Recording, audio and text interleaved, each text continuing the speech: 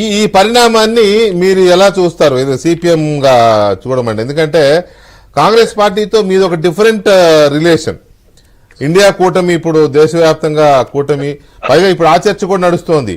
ఏపీలో కూడా ఇండియా కూటమి స్ట్రాంగ్ గా పనిచేయాలని చర్చ కూడా నడుస్తోంది నిన్న ఈవేళ. అందులో భాగంగానే ఈ వార్త వచ్చింది, షర్మిల గారు ఏపీ కాంగ్రెస్ అధ్యక్షురాలు అవ్వబోతున్నారనే వార్త ఈ చర్చలో భాగంగానే వచ్చింది. బహుశా రేపు నాగపూర్ మీటింగ్ లో మరి అది డిస్క్లోజ్ చేస్తారో లేకపోతే చర్చలు చేస్తారో తెలీదు. సో కాంగ్రెస్ పార్టీకి ఎంతవరకు జవసత్వాలు వచ్చే అవకాశం ఉంది మళ్ళీ? సార్ నమస్కారం, మీకు ప్యానెల్ లో ఉన్నటువంటి పెద్దలందరికీ నమస్కారం తెలియజేస్తున్నాను. వాస్తవంగా మీడియాలో కథనాల ఆధారంగా వ్యాఖ్యానాలు చేయడం అనేది మా పార్టీ విధానం కూడా కాదు ఇన్ జనరల్. ఏంటంటే ఈ రోజు ఉన్నటువంటి కండిషన్స్ లో కాంగ్రెస్ పార్టీ రోల్ పెరగాల్సినటువంటి అవసరం ఉందని చెప్పి మేము భావిస్తున్నాం. కారణం ఏమంటే ఈ రాష్ట్రంలో ఉన్నటువంటి దాదాపు ప్రధానమైన రాజకీయ పక్షాలన్నీ బీజేపీ అనుకూలంగా వ్యవహరిస్తున్నటువంటి ధోరణి ఉంది. అది అధికార పార్టీ కావచ్చు, ప్రధానమైనటువంటి ప్రతిపక్షం కావచ్చు, జనసేన కావచ్చు, వీళ్ళందరూ కూడా అనుసరిస్తున్నటువంటి పద్ధతి బీజేపీ వ్యతిరేక శక్తులకి ఊతం ఇచ్చేటట్టుగా లేదు. అవును, ఒక దాదాపు వామపక్షాల మినహా ఈ రోజు ఎవరు మాట్లాడుతున్నటువంటి పరిస్థితి లేదు. ఈ పరిస్థితిలో కాంగ్రెస్ పార్టీ లాంటి ప్రధానమైన దేశంలో ముఖ్యమైనటువంటి పక్షము రాష్ట్రంలో బలపడడం అనేది అవసరం కూడా అని చెప్పి మేము భావిస్తున్నాం.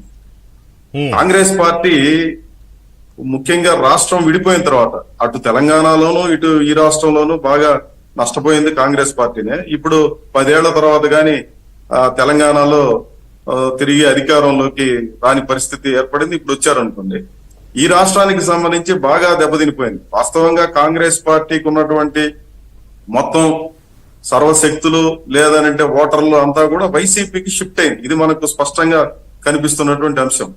ఇప్పుడు తెలంగాణలో జరిగినటువంటి ఎన్నికల్లో బీఆర్ఎస్ కి లేదా కాంగ్రెస్ కి మధ్యన తేడా 2% ఓట్లే, కేవలం ఒక 2% ఓట్లతోనే ఇంత పెద్ద మార్పును మనం గమనిస్తున్నాము. రేపొద్దున కాంగ్రెస్ పార్టీ అంటే షర్మిల గారు కావచ్చు, ఇంకెవరైనప్పటికీ వచ్చినా ఏ మాత్రం కాంగ్రెస్ పార్టీ రివైవ్ అయి తిరిగి కొంత పుంజుకుంటే మాత్రం తప్పనిసరిగా అది జగన్మోహన్ రెడ్డికి లేదా వైసీపీ పార్టీకి తీవ్రమైనటువంటి నష్టంగా పరిణమిస్తుంది. అదే మాత్రం సందేహం లేదు.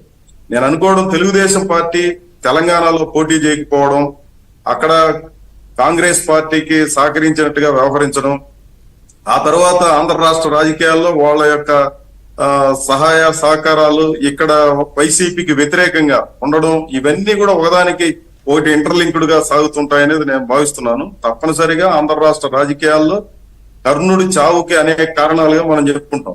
ఇట్లా జగన్మోహన్ రెడ్డి పతనానికి ఈ రోజు రాష్ట్రంలో జరుగుతున్నటువంటి పరిణామాలు కూడా మనం చూస్తున్నాం. ఆంధ్ర రాష్ట్రంలో ఒక రోజున మాట్లాడే పరిస్థితి లేదు, ఒక్క ఉద్యమం చేయడానికి వీలైనటువంటి పరిస్థితి. ఎవడు నోరు తెరిచినా ఎత్తుకొని స్టేషన్ లో పెట్టేసి ఇబ్బందులు పెట్టినటువంటి కాలం. అసలు ఏమవుతుంది పరిస్థితి అన్న పరిస్థితి నుంచి ప్రతి ఒక్కడు లేచి నిలబడుకొని ఈ రోజు తమ హక్కుల గురించి గట్టిగా ప్రశ్నిస్తున్నటువంటి కాలం ఆరంభమైంది. ఎన్నికలకు ముందర ప్రజలు ఎంతగా తిరగబడుతున్నారు అనే విషయాన్ని మనం స్పష్టంగా కళ్ళెదురుగా కనిపిస్తున్నాం. అంగన్వాడీ పోరాటం కావచ్చు, ఎస్ఎస్ఏల్ది కావచ్చు, మున్సిపల్ సమ్మె కావచ్చు, ఆశా వర్కర్ల పోరాటం కావచ్చు, లేదా ఇదేదిని కాదు, ఒక్కొక్కరు వీధుల్లోకి చెమ పుట్టలాగా జనం ఎంతగా నిగ్రహించుకొని ఉన్నారో అంత తీవ్రంగా ఈ రోజు వస్తున్నటువంటి పరిస్థితి. ఇట్లాంటి అనేక పరిణామాలు ఆంధ్ర రాష్ట్రంలో చాలా పెద్ద ఎత్తున రాబోతున్నాయి. ఇది ఇప్పటి వరకు ఈ ప్రభుత్వం అనుసరించినటువంటి విధానాల ఫలితమే ఇవన్నీ కూడా. ఏ ఒక్కరిని మాట్లాడనివ్వకుండా, ఎక్కడా ఒక డెమోక్రటిక్ నామ్స్ పాటించకుండా, అసెంబ్లీ సమస్యల పరిష్కారానికి ఒక వేదికగా కాకుండా ఒక బూతుల పంచాంగానికో లేదా ఘర్షణకి ఒక కేంద్రంగా మారిపోయిన తర్వాత కేంద్రంలో కూడా అక్కడ సమస్యల్ని ప్రత్యేక హోదా తెస్తామని చెప్పి సవాళ్లు విసిరి ఎన్నికలకు ముందు ఒక మాకు 25 ఎంపీల నుండి మెడలు వంచి మేము తెస్తామని చెప్పి వీళ్ళు సాగిలి పడిపోయి కింద పడిపోయి కాళ్ళు పట్టుకున్నటువంటి పరిస్థితి మనం చూస్తున్నాం కేంద్రంలో బీజేపీ దగ్గర. ఆఖరికి చిన్న సమస్యలను కూడా పరిష్కరించుకోలేని ఒక నిస్సహాయమైనటువంటి స్థితిలోకి ఈ ప్రభుత్వం నెట్టివేయబడింది. ఆఖరికి అంగన్వాడీలో అడుగుతున్నటువంటి గ్రాట్యుటీని కూడా అమలు చేయించడానికి శక్తి లేక మేము లెటర్ రాస్తాం కేంద్ర ప్రభుత్వానికి, ఎన్నికలకు ముందు లెటర్లు రాస్తారంట. ఈ రకమైనటువంటి స్థితిలోకి నెట్టివేయబడింది. రాష్ట్రంలో ప్రజానీకం కూడా తీవ్రమైనటువంటి అసహనానికి గురైనారు. ఏంది ఈ రకమైన ఈ వాతావరణం, ఇదంతా బాగోలేదని ముఖ్యంగా బుద్ధిజీవులుగా ఉన్నటువంటి వాళ్ళు, ఇంటలెక్చువల్స్, మహిళలు, అర్బన్ ఏరియాల్లో ఉన్నటువంటి ప్రజానికం, కార్మిక వర్గం, కష్టజీవులు, ముఖ్యంగా రైతాంగం కూడా ఈ కాలంలో ఈ తుఫాను ఇవన్నీ వచ్చిన తరువాత చాలా తీవ్రమైనటువంటి అలజడి. ఏంది ఇట్లా సాగుతోంది, రాష్ట్రంలో పరిణామాలు ఇంత అన్యాయంగా ఉన్నాయి, ఏ సమస్యను పట్టించుకోవడం లేదని, ఆఖరికి రోడ్లు కూడా ధ్వంసమైపోయినటువంటి తీరు, ఇవన్నీ కూడా ఒకదాని తర్వాత ఒకటి ఈ అసంతృప్తి జ్వాలలు ఒక్కొక్కటి మొత్తం కమ్మేసే పరిస్థితుంది. ఇట్లాంటి పరిణామాలు ఇది కూడా ఒక అంశంగా నేను చూస్తున్నాను. రాబోయే రోజుల్లో జగన్మోహన్ రెడ్డికి తీవ్రమైనటువంటి కష్టాలు వచ్చేస్తే దాంట్లో ఏమాత్రం సందేహం లేదు. నిన్న పులివెందుల్లో జరిగినటువంటి మీటింగ్ లో కూడా అక్కడ ఉన్నటువంటి వాళ్ళు ఎట్లా వ్యవహరించారనేది నేను ఈరోజు మీడియా కథనాల్లో చూశాను. అంటే ఈ రకమైన పరిస్థితి కారకులు ఎవరు? వీళ్ళు అనుసరించినటువంటి పరిస్థితి.